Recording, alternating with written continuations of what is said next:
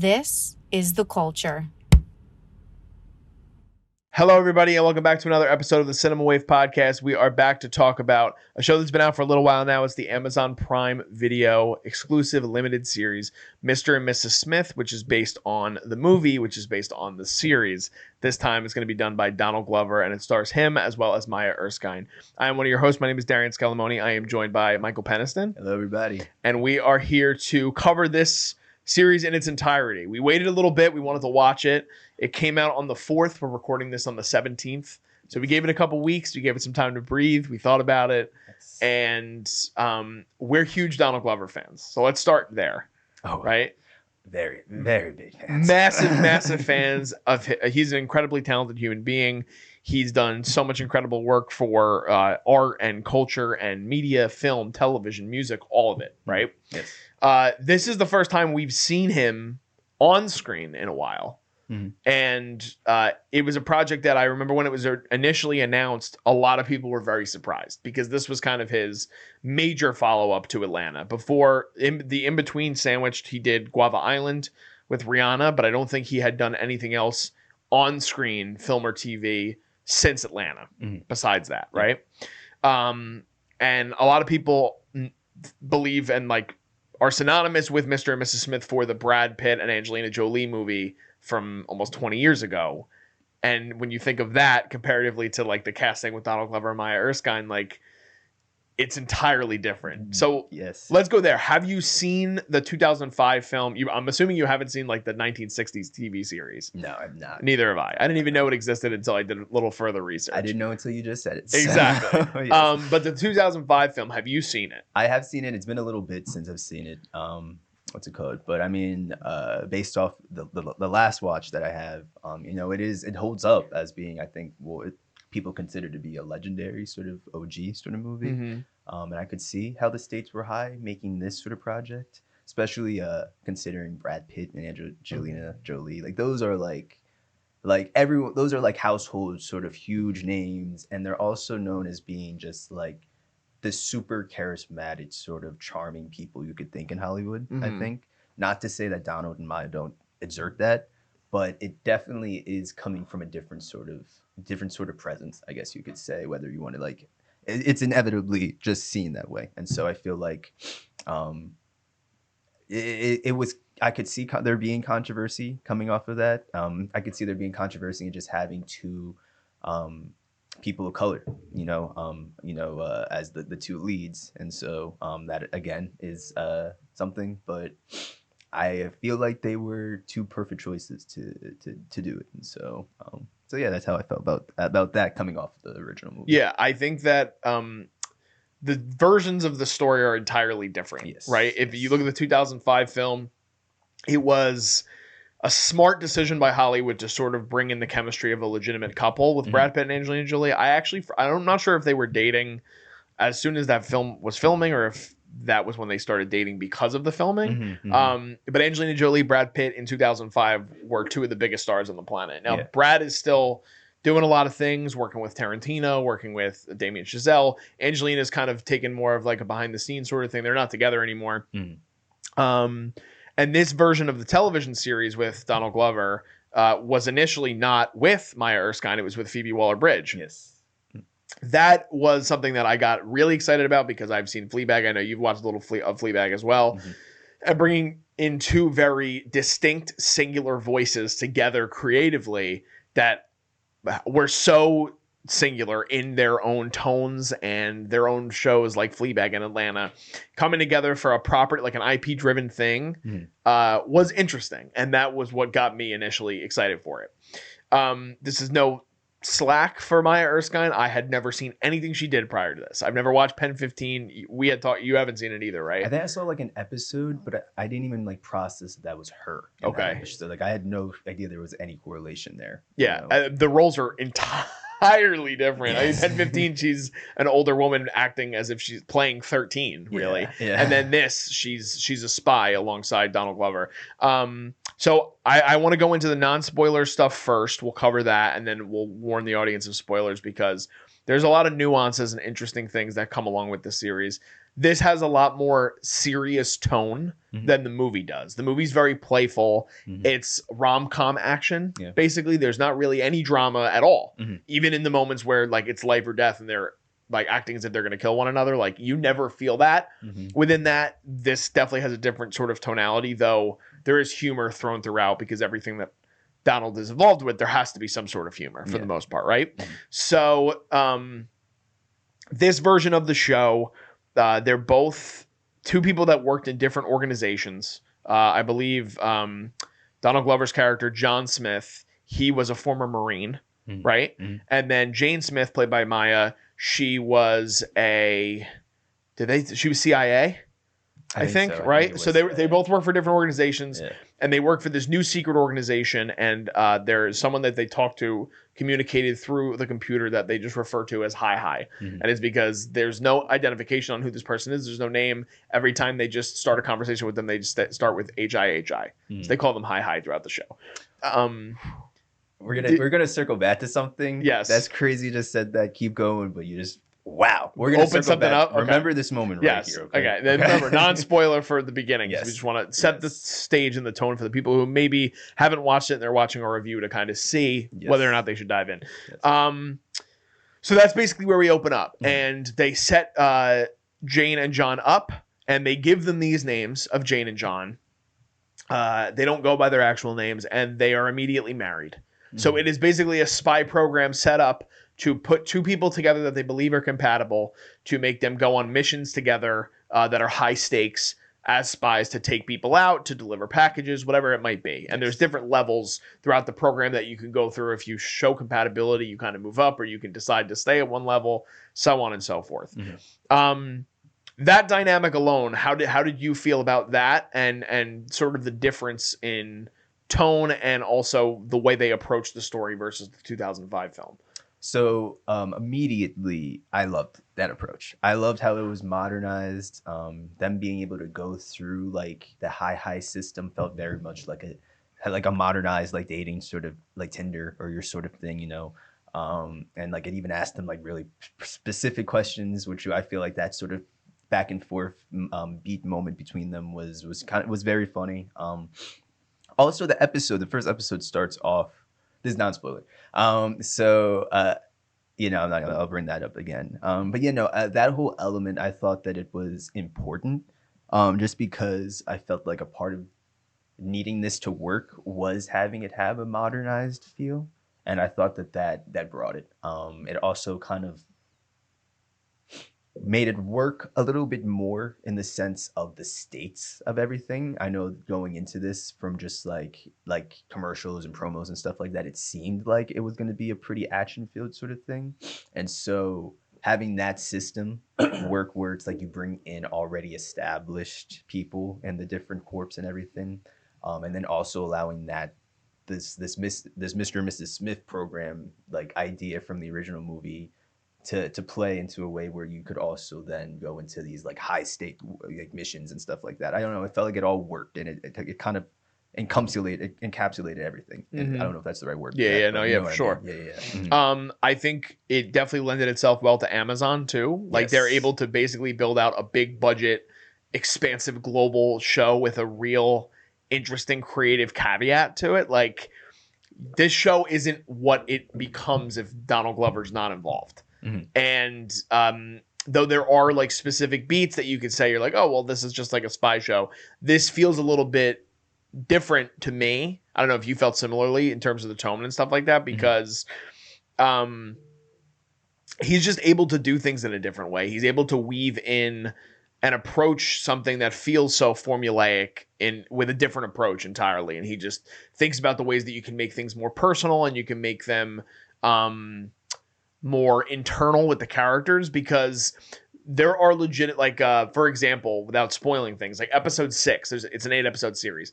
Episode 6, the therapy episode. Okay, there's barely any action in that, but it is so succinct to what is going on between their relationship as Mr. and Mrs. Smith and what they've gone through. And you don't really get a timeline. You don't have a real sense of how much time has has passed since they start the program versus the end of the series, which I also like. I love that part. Yeah, so I love much, that so much that you don't really need, like, it's not something where you're like chasing the tail of characters. You're just kind of living and breathing with Mr. and Mrs. Smith.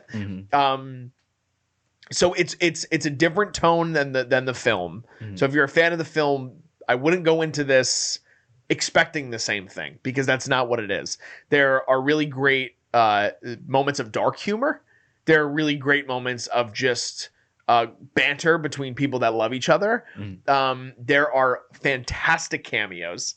We can't give away who's in it because some of them you can find online. Like, you literally like will just scroll and you'll see like Variety posting about them, but a treasure trove of cameos from fantastic Oscar-nominated actors and Emmy winners, and it's remarkable how they were able to pull in all the people that they did for this. It reminded me of The Bear. Like, it really reminded me of how they were just able to bring in whoever they wanted for any little scene or one episode. But yeah, it's definitely a different vibe, but I appreciated that, and I do think at the same time, if you're a fan of Glover's work, I wouldn't go into this expecting Atlanta, because that's also not what this is. Do you have any like broad strokes on things that you enjoyed about the series, or things like even maybe some smaller critical things without going into spoilers that you can touch on? Yeah, there are a few things, and these I wouldn't consider these spoilers. Just kind of like generic elements throughout the show that I felt like deserve a little bit of some praise. I think Ludwig. I can never. I'm so sorry. I can never pronounce his name perfectly, but Ludwig Göransson or something like that. Oh, Ludwig Göransson. Yes. Yeah. The one the composer. And they always work together. They always work together. Yes. I believe he worked on this. Again, this isn't a spoiler. Just the score throughout this project was something that kind of kept me going with it. I just felt like there was like a kind of generic sort of title, sort of theme, music wise, that kept playing. And it would circle around a lot, especially at those more intense moments. But I just felt like it was like a nice little like tone. I'm sorry, this is like a random thing to start with. No, it's great. But I like without being spoilerish. That was just a driving piece. Performance wise, again, I'm not going to touch into those cameos, but I felt like everybody kind of delivered to a degree. I can't wait to hear who you have a problem with. Yes. I know everyone delivered. Everyone definitely delivered. But yeah, I definitely some critiques on that. I genuinely feel like the darker approach with it was needed. I definitely feel like when you hear, like, even thinking about the original one, if you think about like what exactly it is they're doing, you would think that there are some sort of dark things that come with that. 100%. You know what I'm thinking? Yes. And so like that's why I appreciate Donald for being able to tackle those things, and like coming off of his recent projects, like I knew that he would be able to tackle that even visually well. What's it called? But definitely still some critiques with that.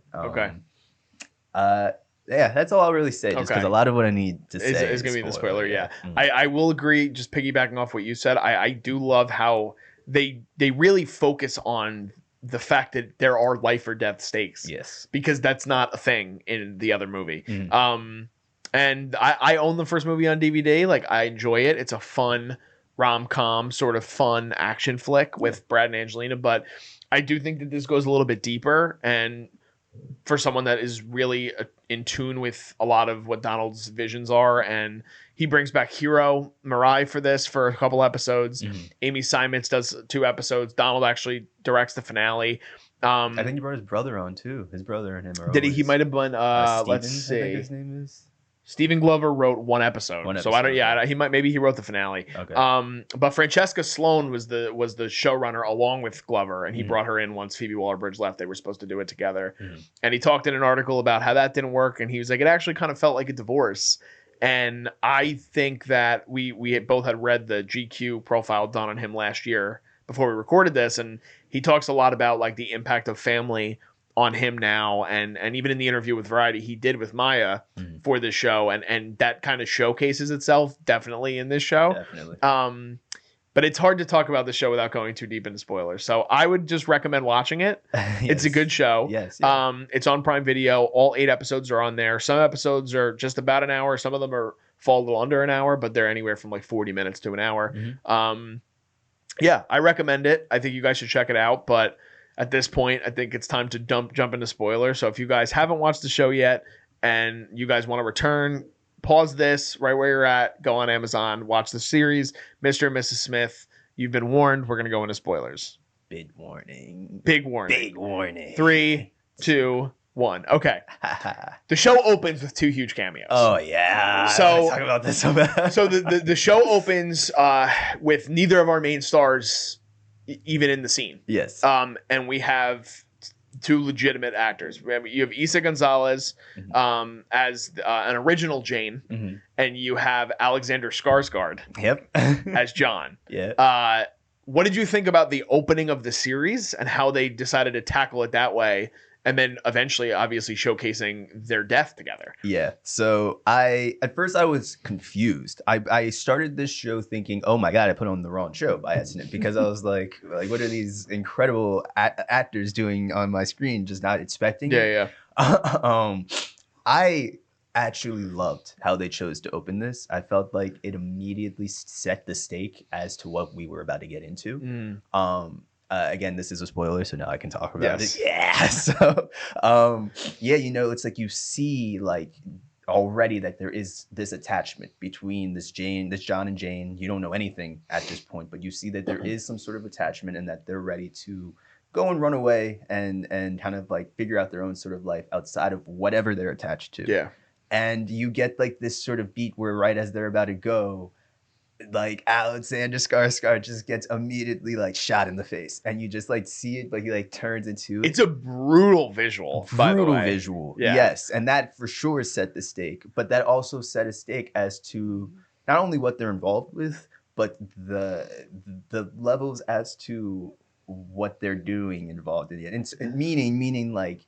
We're seeing these people try and run away from something and then they get killed. So obviously, if you can assume that that's related to the whole John and Jane, Mr. and Mrs. Smith program, then you know that if like you try and get out of this immediately, then there's like a death sort of state. Yes. And that set the tone so perfectly. 100% agree. Yeah. I totally agree with everything you're saying. That it really put you at the edge of your seat immediately, and then you see like your 2 protagonists who the show revolves around right after that. Yeah. So as soon as they die, you get to see Donald and Maya like just in front of a computer screen answering questions, and you're like, oh shit, like this is going to be underlying for them the whole time, and they're unaware of it, but as the audience you're aware of it, which I do think is always a fun thing that you can do, and it's really sharp writing.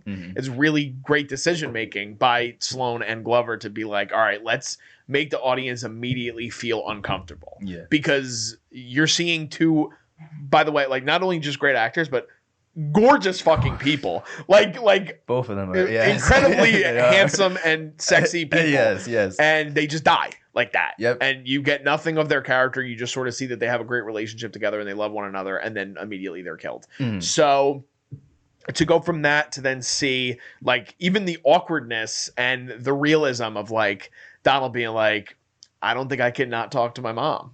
And then Maya also having like this trepidation towards everything because she deals with the anxiety, which you eventually learn. It's a really great juxtaposition from one stake to another and then setting the stage for the series as a whole. Another thing I'm just now realizing that I appreciate that even more is because even like visually seeing those 2 in the beginning intro scene, I immediately relate those 2 more to like a Brad Pitt and Angelina Jolie sort of performance. So that kind of then also immediately cuts. It's like getting rid of that and then taking us into a whole different setting the universe. Like, you know, so that's like genius on Donald just being like, oh yeah, let's do this, and then like now here we are. You know, I bet he asked Brad. He's like, hey, you want to come on for a quick cameo in the beginning? I know he probably spoke did. to him. Yeah, he did. He mentioned that. Yeah, and that was funny because he talks about it in the one article. they asked him, they're like, yeah, we heard you talk to Bradford. He goes, yeah. He goes, it was basically the same thing that happened when I talked to Billy D. Williams about Lando. Like, they were just like, just be charming, do your thing, you got it. And he's like, I sought out advice and they just didn't give me anything. He's like, but whatever, it is what it is. Yeah. Which I actually think is a good thing. Like, and I can understand from Glover's perspective. He's talked about it openly, and now he's in his most recent comments, he's a lot more confident in himself, which I think is great for any artist, for anybody in their life. You should be confident in yourself and proud of who you are. Exactly. Yeah. But so much of it is him seeking out a different perspective, and these people are so decidedly okay with who they are that they're like, no, do it your way. And they don't sway him anyway, which I think is really great, because if you do, you run the risk of this show not having the sort of layout and the vision that it had overall, right? Yeah. So immediately, John and Jane get thrown into this lavish New York cobblestone apartment that's gorgeous, and they get their first mission together. And do they fail their no, they get through the first mission. And you don't really have any dynamic of them having any sort of it doesn't seem like anything romantic is going to happen between the two of them. Then the second episode is where shit, to me, like, just goes in a completely crazy direction. And it's like, just reminded me, that was the one that reminded me the most of like an episode of Atlanta to me.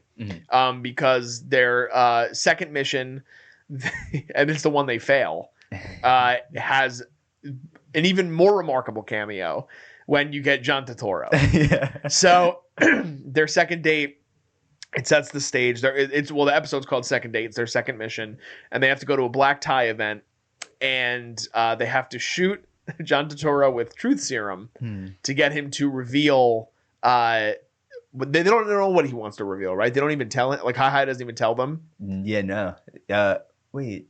I forget. No. They just go find the silent buyer of this painting, shoot him with truth serum, be sure to not shoot him with two doses. Two doses, yeah. So we get a crazy scene where instead of them going in together, and they start to build a little bit of trust on one another at this point in the episode, because it's pretty early on in the second episode. But they go in and he goes, just trust me, like, he goes, there's like 4 black people at this event. Like, if I go in the front door, they're going to obviously know I'm not fucking supposed to be here. So he goes, check my coat. It's Gucci. He goes, I'm going through the back. I'm going to dress as a waiter and we'll just talk through comms. So they decide to do that. And she's able to convince Turturro, because his character is gay, that she'll pay him anything and we can pick this waiter. And she points at John, and she's like, and we can do whatever you want us to do for whatever amount of money. So they go to a room, a back room, and John Turturro takes complete direction of the situation, and he goes, get on your knees and bark like a dog. And you're just like, what the fuck is going on? Not only did we go from that, but then we jump immediately to the first scene of intimacy that John and Jane have in the series thus far, as he says, I want you guys to kiss each other, but kiss each other like dogs. So they're literally just licking each other's fucking faces.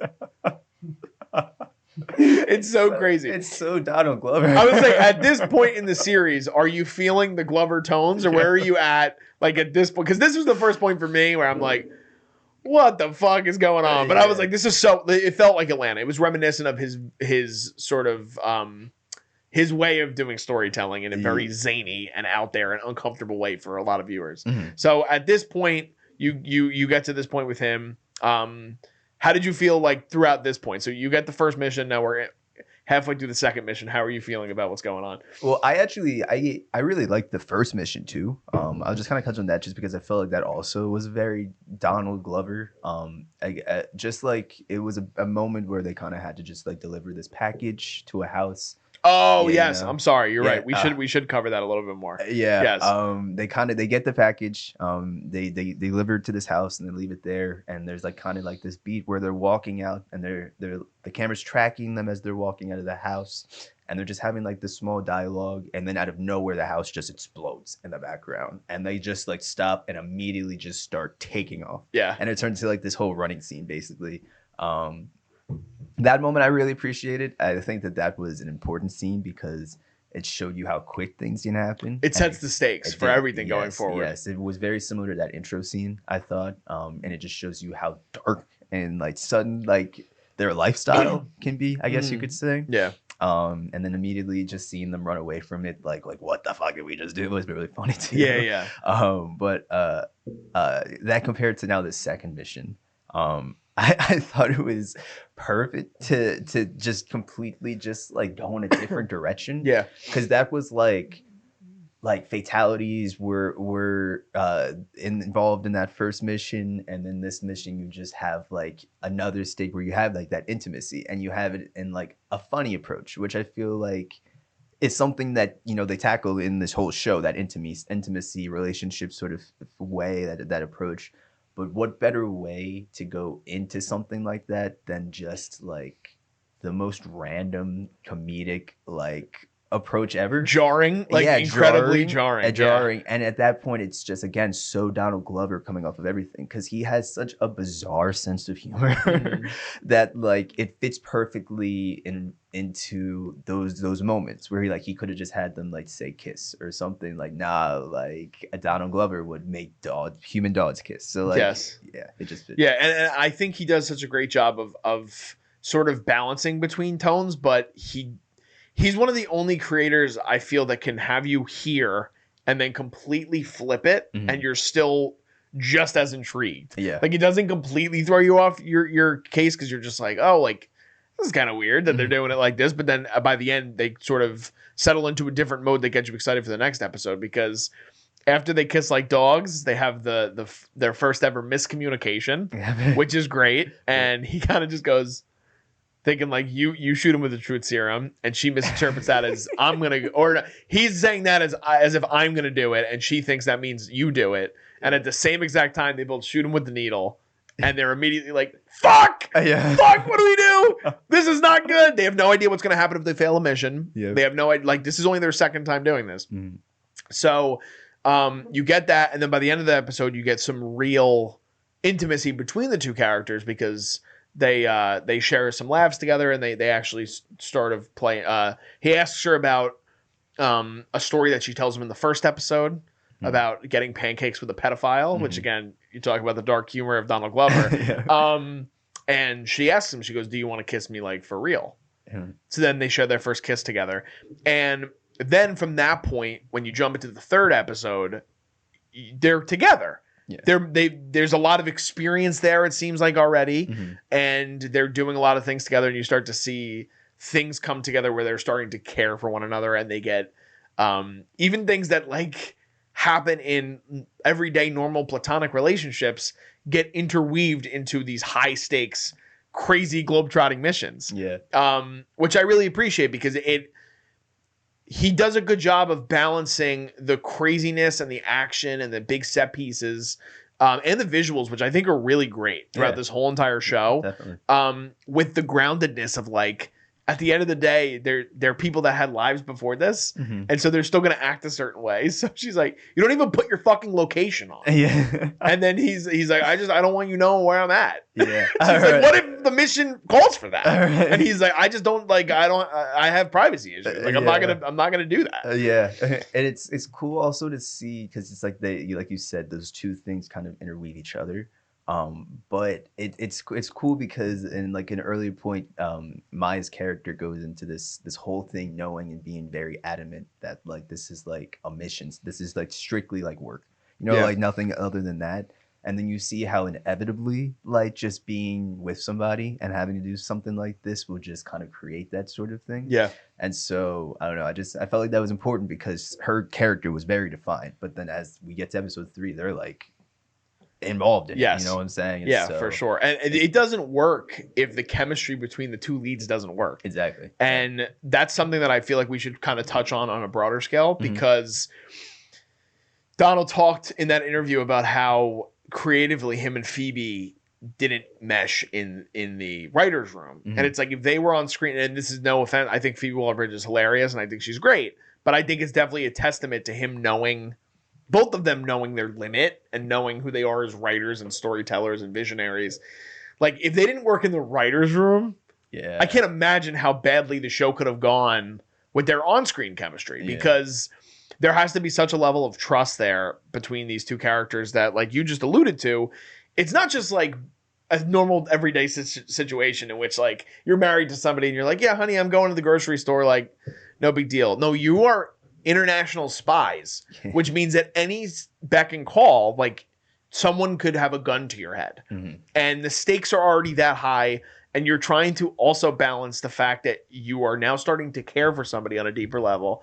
And even more so, you have to spend like every minute with them because you want to be there for one another.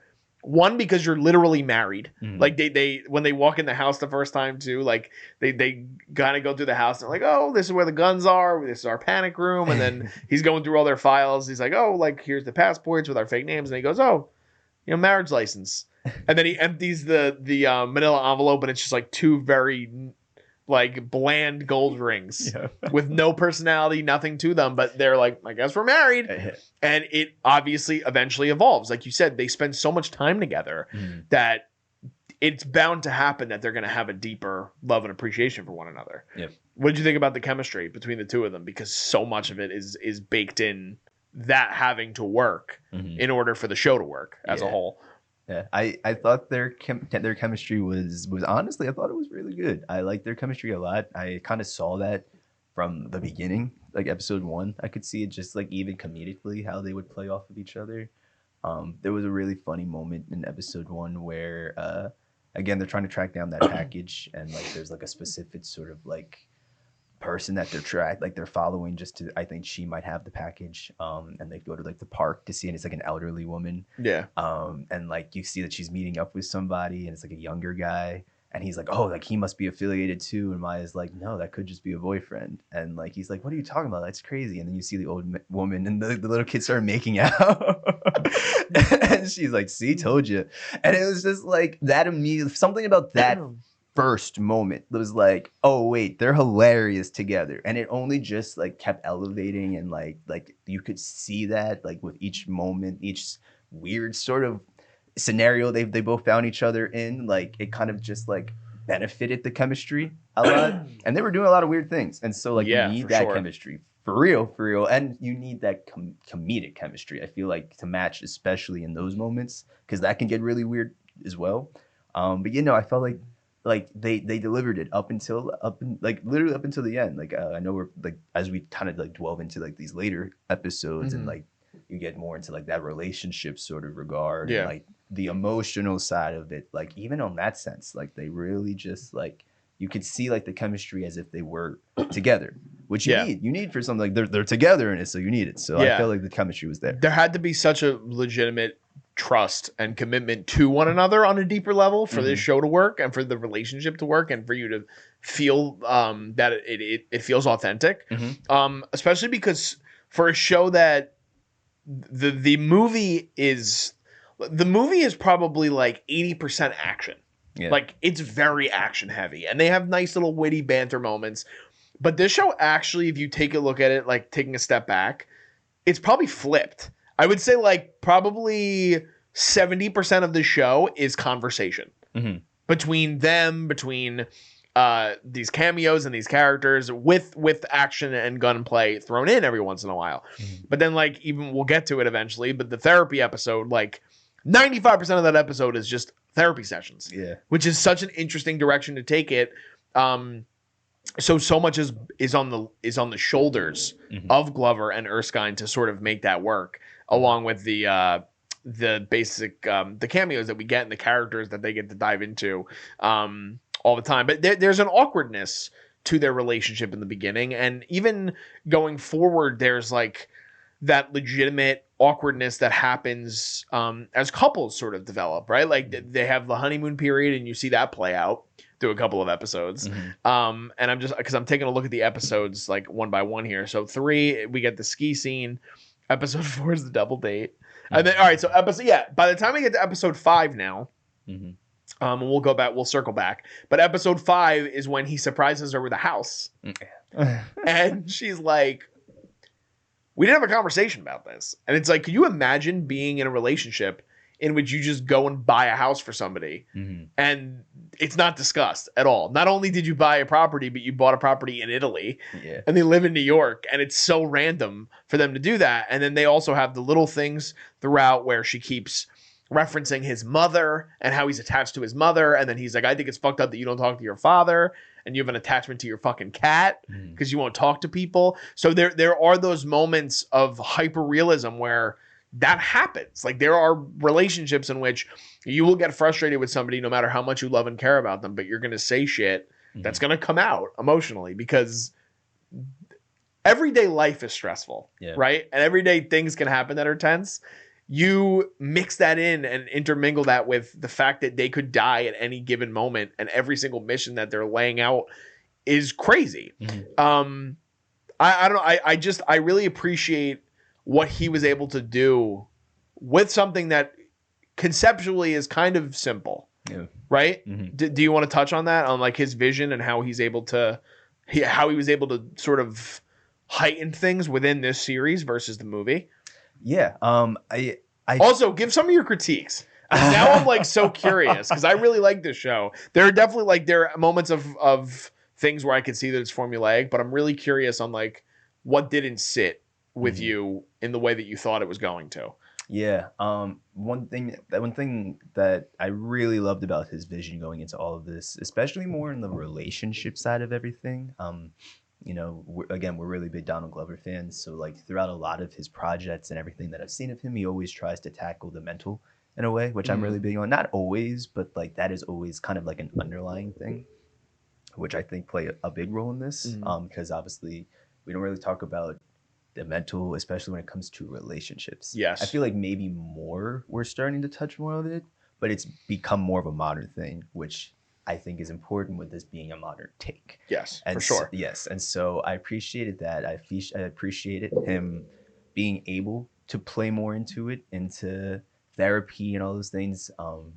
Obviously, I don't know if that's because he was able to work more with it being a TV show, or with it being, and like the movie having to be more broad, being limited to just being a movie, or if it's just because Donald Glover is so wrapped up in modern culture and everything that like he just knows a certain way how to bring that in while still telling a story and have it feel so relatable. I'm not really sure, but but regardless, Donald, come on the podcast. We'd love to talk to you about it. Please. Oh my gosh, that would be like incredible.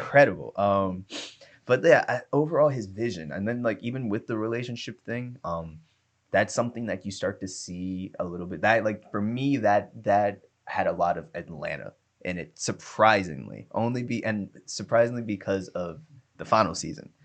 That's something that you really start to see a little bit more in the final season, is his take. So you're saying it's like you interpreted the relationship between John and Jane similarly to like Ern and Van. Yes, 100%, and mostly through. I'm not going to touch. And you liked that? Yes. Okay. I did like that. Okay. I felt like it was important, just because, and I'm not even going to touch on Van, and that's like a separate. Yeah, entity. people need to go watch Atlanta. Yes. That's a separate entity. But again, like that was something that you kind of started to see him play with, so you knew that he had the ability to kind of like branch out in just like a romance sort of world and just being able to tell that sort of story. And I appreciated it being through this. Because again, the stakes are so high. Yeah. Like everything they're doing is like life or death.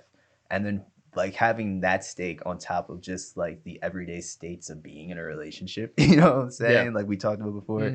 Like it's like I don't know. It's like he just did it perfectly. And so I like that point. But I will get into some of the I'm so excited to hear, and nervous kind of to hear what you have to say that you didn't like about it. It's not really anything like too bad, but it's like more so on Donald. And I'm a huge Donald fan. I love this man. I've watched everything he's done. But I am really starting to feel like all of his performances are solely Donald Glover. Okay. Like, and that's nothing new. I feel like that's been an ongoing sort of argument that like, can Donald Glover really act? Like, obviously he can act, and I think that he is an amazing actor and gives great performances. But this was the first time where I was like, it was noticeable to you? Yeah, where I was like, am I watching Troy? Okay, wait, am I watching Donald Glover? Am I just watching everything that I've already seen? And it's like you're realizing, oh wait, that's just Donald Glover. This was the first time I really started to kind of see that. I definitely think he portrayed his character well, and he does have the ability to act and play different characters Yeah. and have and differentiate between these characters. But again, this was the first time where I was like, maybe he could do a little bit more, and he's not doing enough. I think that's a really astute and great point by you. Thank you. Because I didn't piece that together at all until you just said it, and now I'm thinking about it. I'm like, yeah, you know what? There is definitely, at least I would say even more than like a twinge of Donald in everything he does. Like the only role off the top of my head that I can remember where it is different than him, but then he brings it, and it's purely him because you can tell it's him. That he brings in an element of himself is in Solo when he plays Lando, because Lando is supposed to be this very suave, very sexy, very cool. Like he goes, I'm the only black dude in space. Yeah. Like that's legitimate. There's something to that, right? But then he starts fucking robots. Yeah. And it's like, that's Donald. Like, Yeah. that's Donald's sense of humor. And that's nothing that Lando would, like, ever do. And he talks about it in, like, his GQ thing where he's like, yeah, I just thought it'd be funny, man. Like, you don't know what he's going to fuck in space. He's probably fucking everything in space. And it's like, I don't know about that. Yes. But sure. But I completely see where you're coming from with that. And I can understand where that could be a criticism, because it's hard to again, his vision is so singular, right? Like, and it's not to the level of like, I don't want to compare him to like a Quentin Tarantino, because Tarantino's in a class of his own. However, Tarantino has like very succinct like visual styles, and the way that he tells stories, and all his things are hyper violent and all that stuff, right?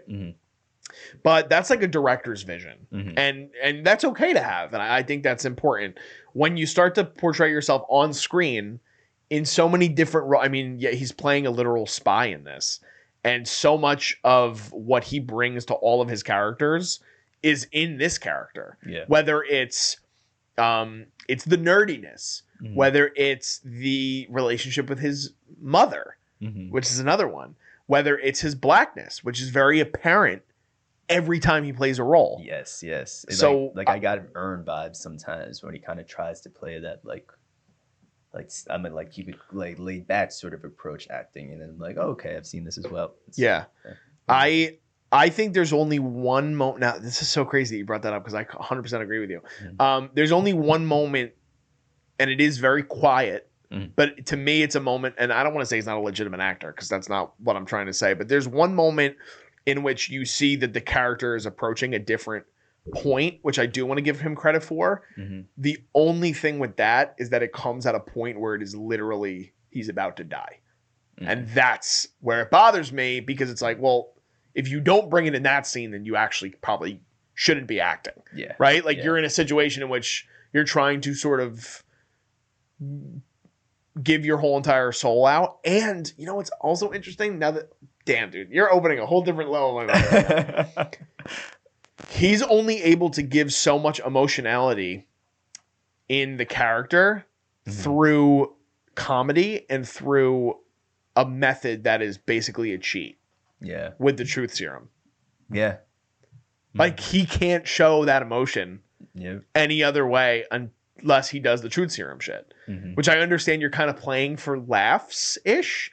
And the scene really isn't funny. Like when it happens, it's not. It's actually more of an emotional scene. But he has to do it through that method.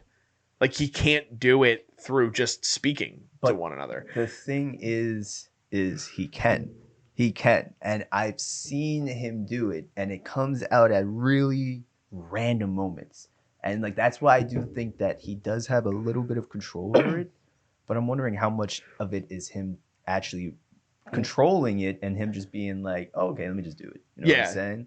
You think he leans into himself too much? Sometimes, yes. Yeah. I'm seeing it now. I can see that. I'm seeing it now, I can see that more. In this show, it could definitely, it would make the most sense that it would sort of yell at you, like, or scream in your face, because the show is so entirely different than anything he's done. Yes, but I will say, and again, I'm not going to touch too much on this, because again, it's a separate thing. Yeah. But season 4 of Atlanta, like his performance there, emotionally, everything throughout that entire thing is different than I've seen any Donald Glover, to be honest. And that's how I know that he has that ability. Yeah. And it's like he still keeps tapping into the things that he knows people already appreciates but rather than trying to do something just a little, like he's doing new things. Yeah. But is he doing new things with himself?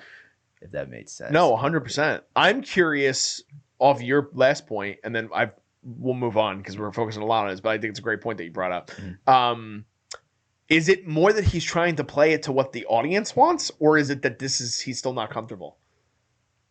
I think like he might be, you know what I mean? Yeah. This is not a therapy session for Donald Glover. He doesn't need any of this from either of us. But I'm curious because of how outspoken he is in interviews and how he is so purely himself.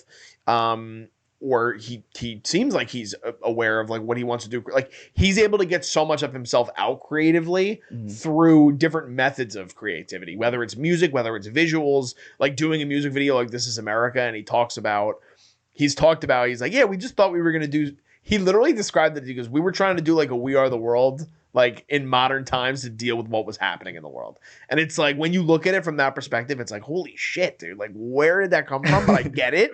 Like weirdly, I understand what he was trying to do with the producers he brought in and the visual artists he brought in and the writers he brought in for that project, like as a whole. But very, very, I like that, Michael. I didn't even see that. I wasn't even thinking, but that's like where you get blinded sometimes by like your creative idols and like people where you're just like, I love everything you do. And then you're like, no, I kind of see what you're saying. Yeah. I had to grow up a little bit. This show made us grow up. But not that it wasn't bad. You know what I'm saying? Yeah. Like that. Not that it was bad. I mean, not that. I definitely think he delivered. I definitely think it was good. I definitely think for the sake of the chemistry he delivered. Yeah. But again, it was like watching Donald Glover. Like I could even put it like this. Since watching it, every interview that I've watched with the two of them is just them. Is just what I just watched in the show. Which is, and Maya, actually I take that back because Maya has some I was gonna say, so for someone who hasn't, on the flip side now, we'll move on from Don. We talk too much about Donald. Yes, we love you, Donald. We love you, Donald. We love you so much. We'll talk about you for 3 hours if you really want. So I haven't seen Maya in anything previously to this. You haven't either, right? Nope, I haven't. She portrays pain in such a remarkable way in this show, and trauma in a way that is really authentic, but also even anxiety in the way she deals with her own internal problems externally. It's showcased like in such a great way through her acting ability in this show. I agree. I think that bringing her in is a testament to kind of seeing where Donald was able to sort of see, despite the fact that she played a character so entirely different on Pen 15, that she would have been able to tap into these things that her character has dealt with in her life, whether it's the relationship with her father, whether it's the fact that she can't trust people. The control aspect is a really interesting dynamic that exists in relationships, and it plays out in such an effective way in the show, but at the same time, her character has such a need and desire to be wanted by someone without anything coming with it. Yeah. And you see that play out episode by episode in a really unique way where it's not in your face all the time, and it's because she does such a great job with what's on the page. And I will say, like, the writing in this show, I think is so, I mean, it always is. Anything with Donald, but the writing and his whole staff. I mean, I want to shout out everybody, like, really quick. I mean, Adama Ebo, Donald Glover, Simon Kinberg. Oh, he wrote the original characters. Francesca Sloane, Yvonne Hana Yee, Carla Ching, his brother Stephen Glover, who's worked with on a bunch of stuff, and Skylar Pappas are the whole writing team for this. And the writing is so smart because it makes you really invest in the characters, but then at the same time, you're like, what the fuck are you doing? Like, you're being a fucking shithead to one another. Yeah. You know what I mean? So, did you want to touch on Maya's performance or just her in general? You know, I was really caught off guard by Maya's performance, especially in the later half of the season. I felt like the beginning, she delivered it on a comedic level, and I could see that being similar to a Pen. I haven't watched it either, but other than the one episode, but I could see it being similar to the Pen 15 performance that she's given. But then like the later half is like a completely different character in itself. It's like when you see her then start to really be affected by the relationship side of things. She just, like, again, like you said, she really pulls out just like this raw sort of like sort of I had never really seen anything like that from that take on an emotional thing. But now I'm thinking about it, it's very similar to how like I've even seen some friends and relationship sort of things go through those problems. So it's like it was almost like she like perfectly tackled that display of solely emotion in a relationship. Like I don't know, I feel like emotions like in a relationships tend to have you really act out. Like sometimes that could be like a major triggering sort of thing, you know what I'm saying? So like I felt like to see the even more dramatic moments come out of her at times, like it all still fit like this perfect character, and it still matched somehow the comedic side of things, like that great performance that we saw in the beginning. So from start to finish, I felt like she honestly really delivered. Yeah, I did. She was probably my favorite performance in the show. I agree. Yeah. Let's talk on some more of the cameos. Okay. So, episode 3, we get the vacation episode. That's an interesting one, but no major cameos in that one. Sharon Horgan's in it, which is great. Episode 4, the double date. Which might be that might be my favorite episode. Yeah, that's my favorite episode. I'm just looking at them all, recapping in my head. So episode 4, their relationship, they're basically in like the peak of honeymoon stage. Like they're loving everything about one another. They're like, oh, I know what you like to eat. I know what you like to eat. I picked this up for you. You picked this up for me. Like nice gestures to one another. And the episode starts where Hihi's like, hey, you get a day off. Enjoy your day off. And immediately I'm like, they get a day off. Right. Like I didn't know that was coming. And then you get the introduction of another Mr. and Mrs. Smith. You get another John and Jane. They are played by Wagner Moura and Parker Posey. And boy, are these characters fucking fun. So so you get the introduction first because Donald that's the same episode where he runs into his ex-girlfriend? Yeah. Which is such a great beat. Because Ursula Corbero, who's best known for Money Heist, plays his ex-girlfriend, and you can tell immediately that Jane is intimidated by her, and he goes up to her, he meets her, and he meets her daughter, and she walks away, and Jane's like, it's really cool of you that like you didn't really ever care that she had one hand. Like it didn't bother you. And he's like, what the fuck are you talking about? She's like, yeah, like John, don't like, you dated this girl for a like large amount of time and you didn't realize she only had one hand. Perfect, again, Donald Glover humor, where he takes the whole episode for the payoff to happen at the end, where he finally realizes, or he's like, why did you fucking say that? She always had two hands. But he's so not sure of himself that he fucking dated this girl for fucking ever, not realizing that she perfectly had both of her hands. Okay. So that's a little thing that happens a little bit before that. But he's waiting on he's at a smoothie stand, he's waiting on a smoothie. They say John Smith, and he calls for it, and he goes, this is not what I ordered. And he goes, well, your name's John Smith. And he's like, I ordered an orange juice, and it's like some crazy wheat fucking green drink. And then Wagner Moura's like, oh, John Smith, that's me. And then they get into the conversation, and he gets really excited when he tells Jane that he goes, well, I met another John. Like, there's another John here. So then he says that we should get together for dinner. They say, how about tonight? Tonight works. Which was that. So I felt suspicious then because I felt suspicious from the jump. Well, yeah. But I was suspicious then because I was like, what are the odds that both of these Mr.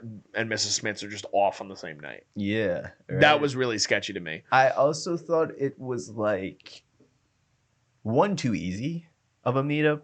And two, like, at this point, we still haven't fully known like any sort of like, if there would be a villain or if there would be like some sort of like overarching antagonist. Exactly. You know what I'm saying? And like it kind of then set that because we didn't know anything at this point, or at least because I didn't know anything at this point, it was still on the edge of my seat. Like, oh, okay, at any point, anyone, especially in like the field that they're in, like anyone, you can't trust anybody. Exactly. 100%. So like anybody at any point to do this. And I thought that was just literally the most easy way. It would have been lazy writing, and the kind of I felt like if they just kind of did it like that, Yeah. like had a simple Met each other meetup. on a mission or Exactly, something. Yeah. you know.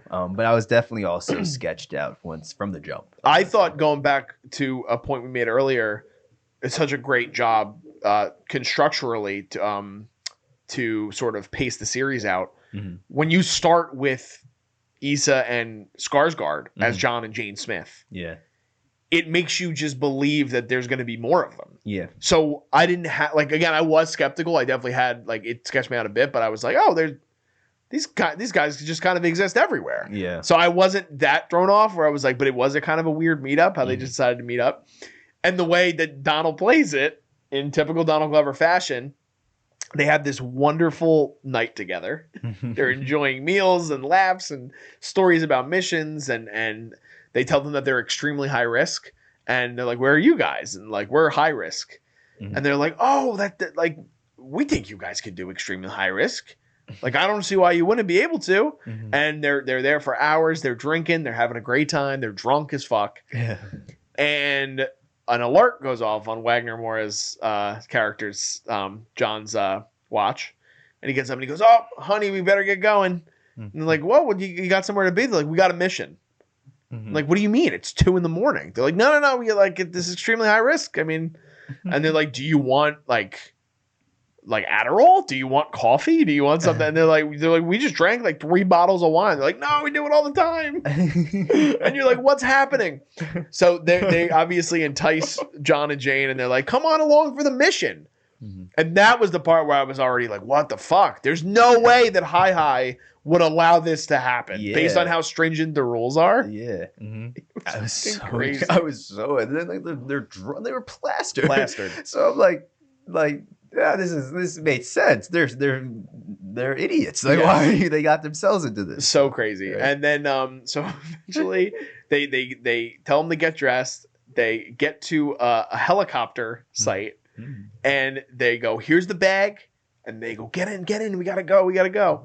Donald and Maya get in the helicopter, and they shut the door. And they go, you're not coming with us? And they're like, no, you guys got this. This is okay. You guys got it. Don't even worry about it. And they're like, how long is the helicopter ride? Pilot's like, probably the same as last time, so it might be, I don't know, like 8 hours. They're like, bye, guys. I'm like, what the fuck is going on? Like, what is happening right now? Explanation. And then we had talked, because I texted you after that episode, specifically because that was, like I said, it's my favorite episode of the show. Where they get in this brutal mission. It's a whole, like, extremely high risk, is entirely fucking different than high risk, way harder and way worse and brutal than anything they have to do. They basically get dropped off in the middle of the Serengeti, and they have to kill a fucking drug lord with a machete. And you don't even see it. The way, again, the editing is great, where they just like kind of cut around it, and they're like captured by a bunch of kids, and then they're like thrown into like a fucking barn in the dark, and they're naked, and he's like, ah! He's like, it's that, and that was a moment that reminded me of something like from fucking Community, Yeah. where I'm like, this is so like out there and fucking so crazy. And so the next time it's a hard cut, and they're like exhausted with like really shitty clothing on, and they're like blood drenched, like completely covered in blood. And they get a call from Wagner Moura, and he's FaceTiming them, and he gets on, he goes, oh, hey guys, how's everything going? And he like immediately realizes, and he's like, yeah, no, not good, bro. Like, this was not fucking enjoyable for either one of us. And so that episode was fucking crazy. Mhm. And then we eventually get a reveal at the end of the show that they are the ones that killed Skarsgård and Issa. Oh my god. Now, you're not revealed that, Yeah. but when they finally, so at this point, when we're jumping to the end, but whatever, because we're talking about these characters. John and Jane, they take their truth serum. They're revealing a lot to each other, and then they realize that because they were under the assumption that they were trying to kill each other, and that's why they were going after each other in the finale. They get sat down on truth serum by Wagner Moura and Parker Posey's characters, and they're like, what are you guys doing here? And they're like we thought you guys were cool. And they're like, no, extremely high risk. And they're like, well, what does that mean? And they're like, it's our job to take out the other Smiths. Mhm. So how did you feel about that reveal? How did you feel about their characters in general? Because I love sort of the stoicism and the comedy that they played. Even though they were like these brutal characters, which you still kind of don't see that play out, which I like. And that's another sort of tip of the cap that what Donald does. But what did you think about their characters and their kind of arc from episode 4 to the finale?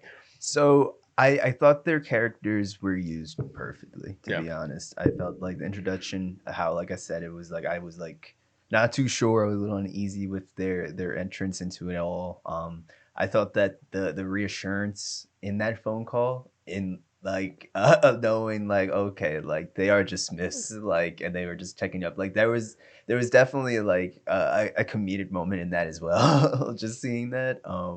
But then, like, honestly, I forgot that they were the ones that also killed the one, the because you don't Smith. see Yeah, it. you They don't see it, show you who it is. I completely forgot about that. But like having them come back, I guess it still worked because it fulfilled sort of a villainous, sort of antagonist, sort of needing that role in the show, without it really being that. Like they were just still doing their jobs. You know what I'm saying? And so like I feel like and like having them be just like so nonchalant, like loose living funny people that also like are doing serious things and are the reason like that, like a lot of the Smiths, obviously, like now knowing that like all of them are dying and stuff like that, not dying, but if they end up dead, that I don't know, it adds such a juxtaposition in like their characters, I feel like. But also at the same time, I felt like it was just really smart to have them be the ones to have to like come back and do that. Be the cleaners, essentially. Exactly, you know what I'm saying? Like they had already at that point played a role in the Smiths' lives at that point, so they knew it. So it's not like it was just like anything new. I don't know. I thought that those characters were just, they were needed in the sense of also just showing how the system works. You know what I'm saying? 100% agree. Yeah. Talk about episodes 5 and 6, because I think those were two of your standouts. That has the Ron Perlman episode, and then we get the therapy episode.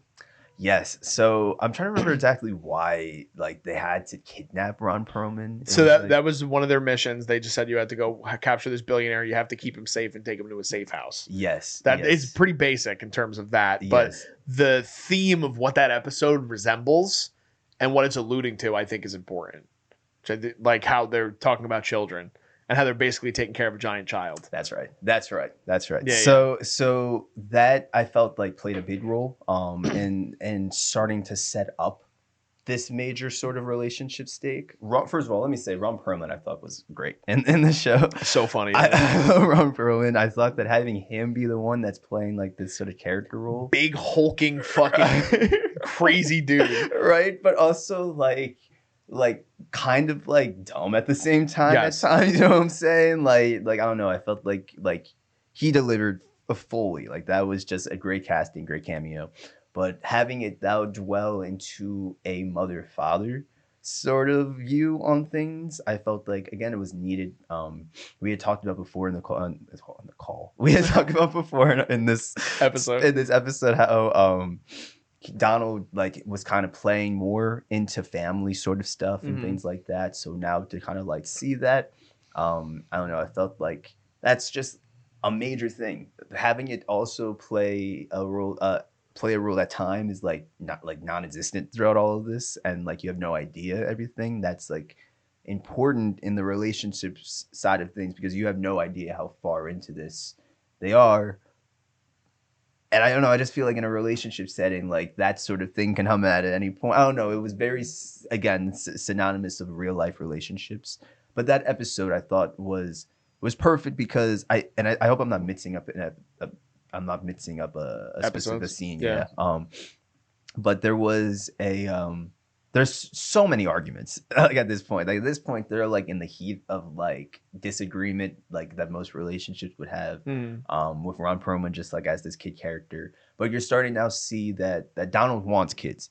Donald, his character, he wants kids, and Maya is like very just like detached from everything. She doesn't want kids. She doesn't want a family. You see that that's coming from her own experience from, I think, her dad, like her own previous trauma, I guess you could say.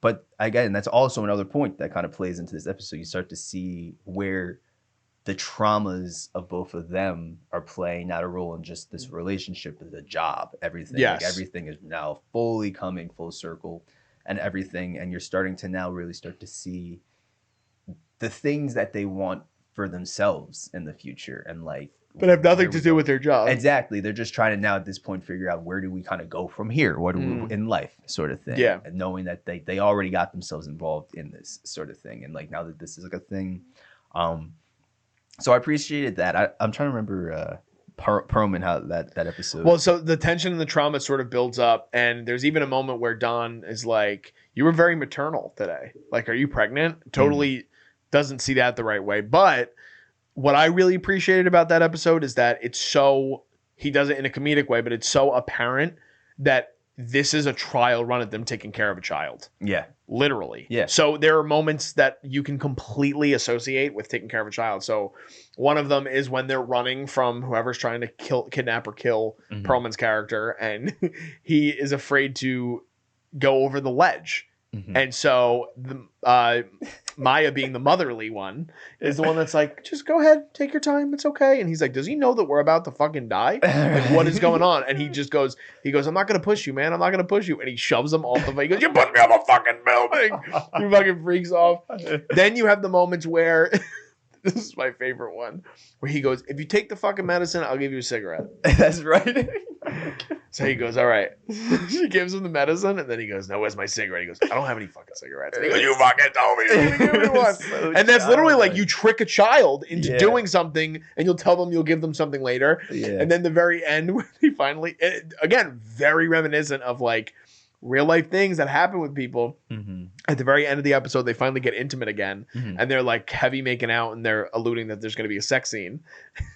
He looks up, and Perlman's like standing in the doorway in like his boxers and a big white t-shirt, and he goes, I just got sick. Like literally like a baby getting sick. And you have to get up and take it. Like you have to leave your sexual situation with your loved one, and you have to take care of the baby.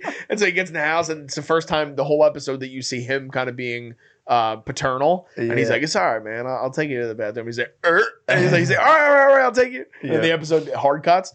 So I think that episode is really great on playing into what you were talking about, where they have this moral conflict where they're like, and Maya's very realistic about it, or Jane's very realistic about it, where she's like, we can't bring children into this world. Yeah. Like, do you understand what our job is? Like, there's no way that we could do our job and have a kid. Like, that's not possible. Like, we can't do that. Yeah. And Don's like, yeah, but like, I want one. And then at the same time, throughout that whole episode, he's able to sort of dissect that she's being more maternal with Perlman's character, and he's the one that's getting easily frustrated, easily like triggered. Yeah. Like, and I think that's so great. And then you go from that episode to the therapy episode where everything sort of hits the fan. Oh, gosh. So talk about that, because I know that was one specifically when you finished the show before I did. But after you finished the show, you're like, dude, you got to see the Sarah Paulson cameo. Yes. And what goes on there. So talk about the therapy episode too, and then we'll wrap up.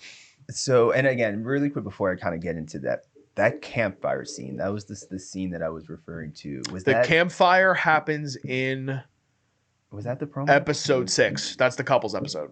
That's the therapy episode. It is the therapy Yes, episode. it Yes. is. Okay. So then They keep going around the fact that, but and by the way, we didn't allude to this. The whole show, they are telling people when they ask what they do for work, they're telling them they're software engineers. Yeah. So obviously, because they can't blow their cover. So even when they go to therapy, they're talking to their therapist, saying that they're dealing with software engineer struggles versus like real life or death scenarios, which is really it leads to a lot of great stuff. But go ahead. Yes. So at this point in the show, like time is for real. Just like you have no idea how far along they are in their relationship, but you can see that they are in the thick of it. Years. It has to be years at this point. Yes, it has to, because they're like at this point, like most couples, like they're just completely batting heads. They just aren't agreeing on with, like just like, again, morally, like things that they want for themselves, the relationship, the future. And you can see how just at this point, over the amount of time, it has really played a major role, and like even again more so in their work. And so this episode, they start going to couples therapy. Sarah Paulson, yes, plays their therapist, and I loved her performance. I thought that she played a big role.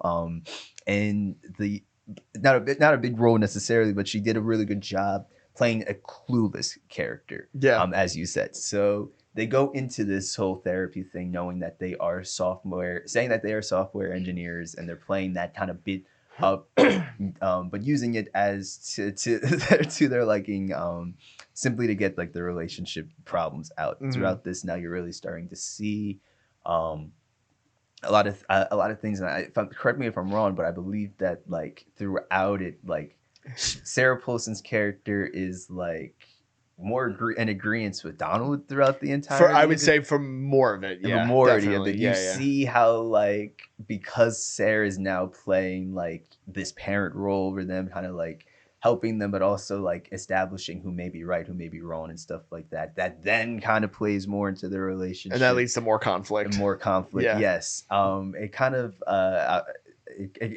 I just really want to talk more specifically about just because that whole episode I thought was good in the sense of now kind of like tackling the relationship side and of conflict that comes with it. Yeah, yes. But that ends. There was like kind of like an end scene where they end up at a campfire and I'm pretty. Donald says it's their second fail. Yes, and they get thrown into some random like woods, like a campsite, and they're supposed to be killing a hunter. That's right. And you don't even see anybody throughout the whole episode. There's no action in that episode. Nope. The only action that actually comes is the conflict between Jane and John. Yeah. And there's like this really powerful moment, which to me, I felt like was the height of the emotion, the rawness, and their performances. Probably his best acting besides the last scene, 100%, I would say. 100%. Where again, they're just kind of going at it and they're screaming at each other, and like they're at this point, like they don't know at this point kind of what's happening because of the fail and everything, where it's like now emotions are even higher or heightened, I guess you could say.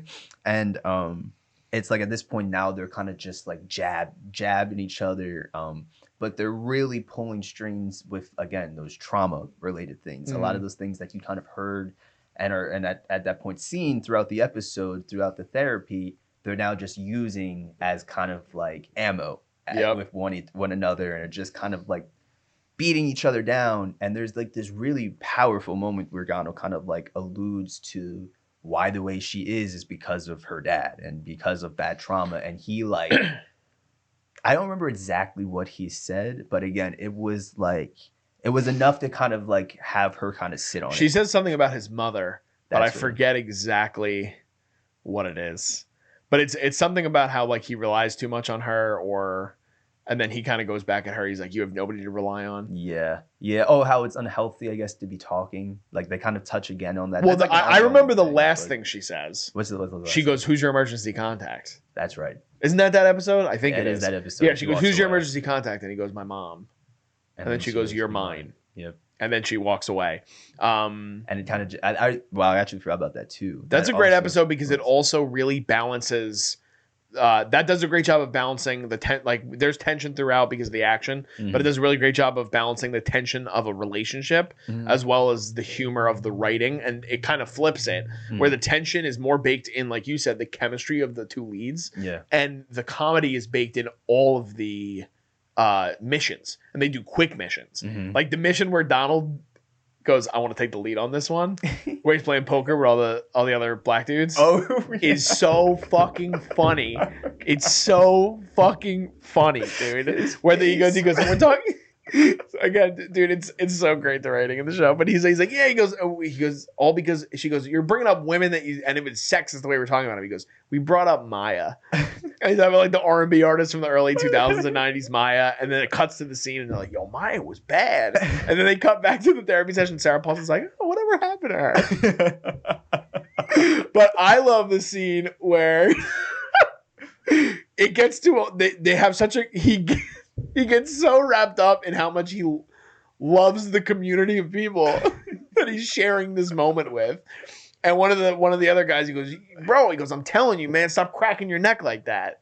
He goes, I told you got to start doing yoga. Like, why aren't you doing yoga? And then Donald Glover like has one line where, and you see throughout the show that he's a yogi. He's a yoga enthusiast, he is, yep. very spiritual, meditative, all this shit. And so he has one line, and they really, really get invested in one another. And they're like, yeah, man, yo, his cousin, he's got it, man. Like, he knows what he's talking about. And he's like laughing, having a good time. You have no idea how long he's been there. And then all of a sudden, dead. Yeah. And his face, too, he's just... He just like lost all his friends. And it's like, these were people you met on a mission 2 hours ago. Like, what the fuck? So... Wasn't it Maya that... Yeah, Maya, right? yes. Jane is the one that kills two of them. Yeah. And then the one, like, Donald Glover and him both get up and they look at each other and he's like, oh shit. And he takes out his gun and then he kills him. Yeah. It's so great. And it's so traumatic for him. And it's great. So that episode is also a standout. I think it's really good. Episode 7 for me, I don't want to episode 7 I thought was kind of weak, honestly, the infidelity stuff. I understood that they kind of wanted to introduce that, but the episode as a whole I didn't love with Michaela Cole as Bev. I thought she did a good job, but whatever. There weren't any standout parts of that. Yeah, it wasn't standout. So we've been talking for a while anyway. Let's wrap it up really quick. The end of the series or season. So that's, I think, a good place to sort of end this conversation. I don't want to go into too much of a specific of what happens, but it leaves you don't have a finite idea of what happens. So I'm curious on your opinion on what you thought happened and how they were able to wrap it up, because the moment I was alluding to earlier where I thought the best emotional part is Donald was able to get the one tear, which a lot of people talk about. And it's like he was able to get that real emotional one tear in a moment where he talks and Jane finally says we could have one kid. Yeah. And then he goes 5. Yeah. She goes 2. We'll have 2. Yeah. And then it cuts away to outside the window, and you see 3 flashes. And this is because John and Jane, like we said earlier, come back to try to kill them. So how did you interpret that ending? Do you think they go a second season? Do you want them to go a second season? I'll just really quickly, I hope it ends here. I love this show for what it is. I think it should end here. It should be wrapped up with this. We don't need to see more Mr. and Mrs. Smiths. Like, more people in the program. We don't need that. And I'll give my thoughts on what I thought happened, but I'm curious on what you thought about how they wrapped it up and I guess just the series as a whole. Yeah, I liked how they wrapped it up. I felt like at that point in the series, they were for sure, they had called it a quits at that point. Yeah. So it's like at that point you knew like we weren't going to see anything else probably from them at a more relationship point, honestly, or I didn't really see it even being able to be fixed, to be honest. But also we knew that like, okay, now it's like they're on their own and like they could die at any point, just knowing that first episode stake. So now being brought to that sort of final moment where Donald is shot and Miles over him comforting him, and like it's like their last sort of moments. I appreciated that moment. I did. I thought Donald's performance there again was a standout performance for him. I thought that Maya's performance was good. I thought it was funny. I kind of annoyed how like, of course, in this man's last breaths, like you're gonna agree to do everything that he wanted to do. Yeah. But like, but then aside from all of that, them choosing to end it with like just like the gunshots and not knowing exactly what happened. Maya had like her sort of defense for the two of them.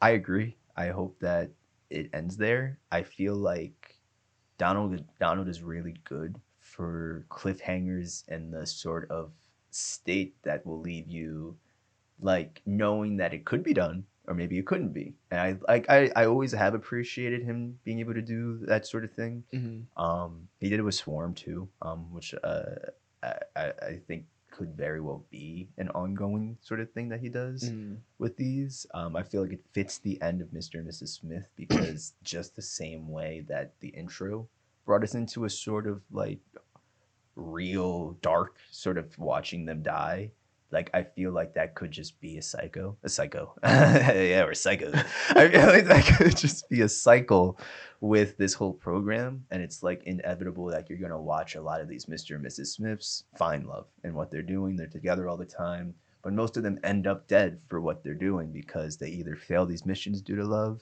or they fail them because they love, like Each due other, to, yeah, yeah. due to love or due to heartbreak. And Yeah, no yeah. matter what, it's a lose-lose situation, which I think is probably just an ongoing sort of thing for them. So I feel like you're right in the event that this could be the ending, and I think that it would be a good sense.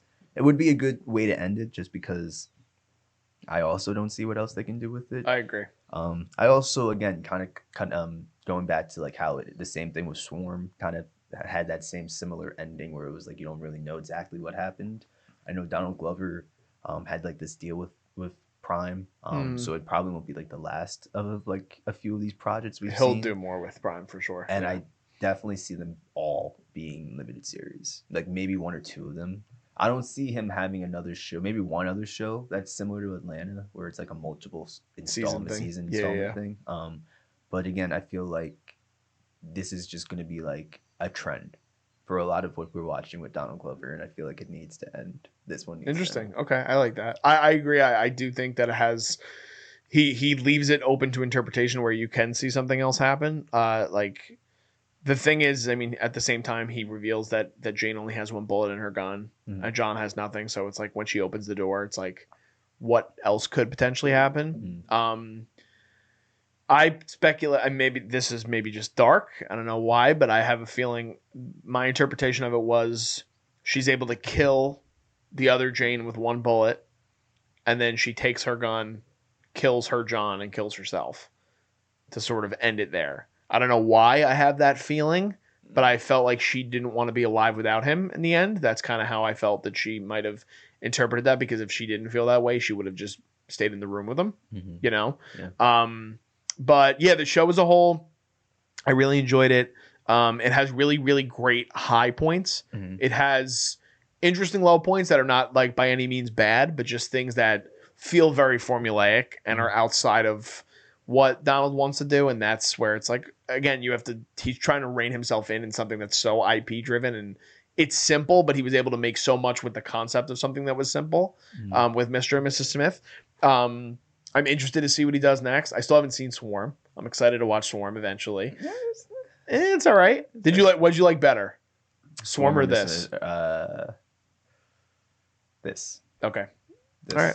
Yeah, Swarm was very limited, like limited series feeling. Yeah. So okay. Like, it was a good watch, but not as good as this one. I like the action in this. Okay. Okay, cool. Do you got a score? Yeah, I have a score. All right, what's your score? I would give it a 7.5. Okay. All right. Do you want to explain your score, or you go with it? I could. There are some other things that I could also say. You go ahead. Yes. Wrap it up. Give your broad thoughts. I've seen a couple other things with Donald, and earlier in the chat, you said something, and I was like, we'll circle back to it, just because I remembered it. So supposedly Donald, I know, and we've talked about this, it's like been building like a whole sort of like he has like a whole production studio that he has been in the process of building. Yeah. But supposedly it goes deeper than that. And so everything that we've seen lately is like everything Donald makes is very modernized and involves some form of viral content that we've seen, or his own interpretation on that. But just recently it was revealed that Donald is also involved with these different companies, and he's making all these small companies underneath everything else that he's doing. Okay. So he recently opened up like a boba shop in California. Like that's just like a side project that he's doing. But he supposedly just recently opened up another like social media sort of brand, I guess you could say, called Hihi.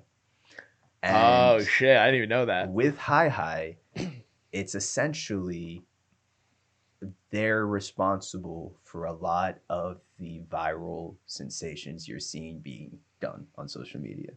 So like if an event involving a celebrity or something happens, it's being staged by Donald Glover and Hihi. 3 recent things that were just announced that were underneath that. There's a stand-up comedian. I forget his name. Okay. It's Tom. We talked about him. Not Tom. John Mulaney? No. He talks like this, and he's a short guy. Tom Segura? No, but in that ballpark. Shane Gillis? No. I have no idea. In that ballpark, there was recently. I'll get his name, but he recently put on a show in a comedy club where like there was a video essentially like you saw like these people like Oh, I saw it yeah in the Comedy Cellar. In the Comedy it's Cellar. fucking oh my god, Mark Norman. Yep. Okay. And you saw like those people and he's just like, oh, okay, I don't know what's going on here, but and then they rush him out. So those people Supposedly that whole thing are employees of Donald's. so that comedy club supposedly released like the next day, like, oh, like the reason we did this was because there was a movie filming here, like you all get your money back. We couldn't say it then. But supposedly the real thing is that it's all a stunt by Hihi, which is Donald Glover. Another thing just recently that happened that people believe is underneath Hihi is Killer Mike just won a bunch of Grammys. And he got arrested. And right after he got arrested. But people think that the whole arresting thing was a Hihi stunt in order to like push something. So I believe that now. And there was another one too. Is Donald Glover trying to form his own Illuminati? Like, what the fuck is going on? I think that Donald Glover has this weird sort of master plan where he is responsible for a lot of the viral content that we're seeing, and then he's then bringing it into his shows. And that's what's then coming full circle with everything. That's crazy. Yeah. And I didn't, when you said Hihi, I forgot that was the thing that the name of the company, yeah. Yeah, but yeah, also in Mr. and Mrs. Smith. So I was like, oh my God, like this man is like, what is he really doing here? Like, what's going on? And we'll never know probably because he's so behind the scenes with it all. But like, that was something I heard recently. That's crazy. And now only people like him and Jordan Peele could pull that shit off, by the way. And he's really good friends with Jordan Peele. Mm-hmm. And he talks about how he was able to get like Jordan Peele to get Liam Neeson on fucking Atlanta and shit. Yep. And so knowing now that he has that deal with Prime and that we could very well see a lot of these shows come out, I'm wondering how many of these things we'll start to see viral sort of things we're going to see play into his stuff. Interesting. And what's him and what's not him. Like, oh my gosh. That's crazy. I got the other one. It's the furries with Tyra Banks. Yes, that was the other one. I didn't even see that. Yeah. I actually didn't even see that. Yes, there was. I didn't even like fully see it, but I knew that there was an event that happened with Tyra and furries, and so what the fuck? They're saying. Oh that, like, man, that's crazy. And the Grammys was just recent, so that means that he's all this shit is new. Like this is all within the last like month, right? And the show came out in February, so wow. So we'll see what he's doing, but he's definitely he's cooking up some things for sure. That's crazy. That's fucking wild. All right, so 7.5. You're good with that score? Yes. Okay. I'm higher than you. Okay. I kind of figured I would be. Okay. I'm gonna give it an 8.5. Okay. So it's not a perfect show, like I said. It's definitely not my favorite thing he's ever done. Mm-hmm. I'm around the same score I was at, even despite you saying what you brought up. But I thought that was a really great point about how, as much as I love Donald Glover and Childish Gambino as a creator, I think that he could sometimes tap into himself a little too much with all the things that he presents on screen. So I would like to see him challenge himself a little bit more, but maybe he doesn't want to do that. Maybe he doesn't give a fuck about anything we say or anything. Like he just wants to do what he wants to do, which is totally fair. That's fair. But I hope this is the end of the show. I liked it. I think it would be better in a limited run.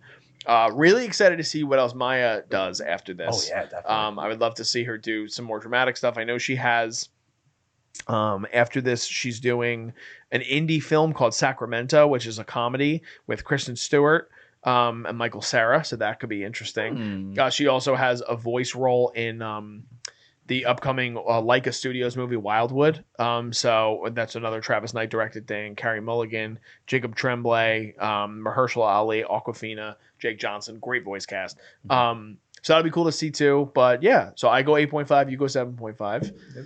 I enjoyed this show. Yeah. I enjoyed talking about it with you. Me too, yeah. It was a good talk. I had a good time. Yeah. Guys, that was our entire conversation, review, discussion, whatever you want to call it, on Mr. and Mrs. Smith. You guys can watch all 8 episodes of the limited series on Amazon Prime Video right now. You guys can also follow us on social media. We're at Cinema Wave Media on Instagram, as well as on TikTok, Facebook, and Threads. You can follow us at _Culture Wave Media on Instagram, as well as at Jersey's Finest Pod on Instagram as well. Please give this video a like if you guys loved our conversation. Let us know in the comments what you guys thought about the series. Did you guys like it as much as us? Was it underwhelming for you guys? Did you like it more than we did? What did you think about the cameos? Was there anybody else you wanted to see, or were you happy with all the amazing cameos that Donald was able to sort of bring to fruition? Just signing off, I am Darian Scalamoni. I'm Michael Peniston. And we'll see you guys next time.